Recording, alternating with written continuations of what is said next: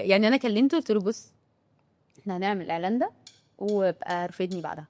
انت اللي جبتي ماما نجوى وبقلز ورجعتيهم تاني وانت اللي حطيتي كاتشب على على الكبده وانت برضه اللي اخدتي برضه اللي اخدتي كان في الاعلانات. يعني انا وانا في الجامعه انا فاهمه ان كلهم حاجه واحده، يعني وانا طالعه من الجامعه انا فاهمه ان ماركتنج يعني اعلانات.